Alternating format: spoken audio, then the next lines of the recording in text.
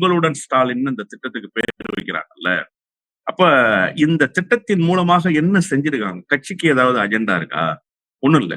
இத்தனை நாட்களாக நீங்க தொடர்ந்து எந்த அலுவலகங்களுக்கெல்லாம் ஏறி உங்களுடைய பணி நிறைவு பெறலைன்னு சொல்றீங்களோ, எந்த கோரிக்கையை நீங்க கையில் ஏந்தி கொண்டு இத்தனை நாட்களாக நடையாய் நடந்தீர்களோ, அந்த கோரிக்கையை நீங்கள் சொன்ன மாத்திரத்தில் செயல்படுத்தி தருகிற ஒரு திட்டத்துக்கு பேர் தான் உங்களுடன் ஸ்டாலின் திட்டம். அதாவது உங்களுக்கு அருகாமையிலேயே முதலமைச்சர் இருக்கிறாரு அப்படின்னு சொல்றதுதான்.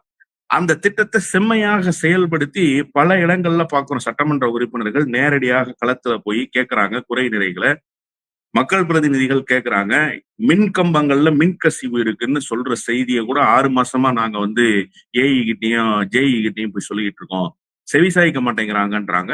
உடனே அந்த குற்றச்சாட்டுகளை அங்கிருந்தே ஸ்பாட்ல பேசி மறாவது நாள் காலையில மின்கம்பம் மாற்றப்படுகிற காட்சிகளை எல்லாம் நாம வந்து இன்றைக்கு பார்த்து கொண்டே இருக்கிறோம். இப்படி மக்களுக்கு நலன் பயக்க வேண்டிய திட்டங்களுக்கு தலைவர் பெயரை வைப்பதுல என்ன தவறு இருக்கு?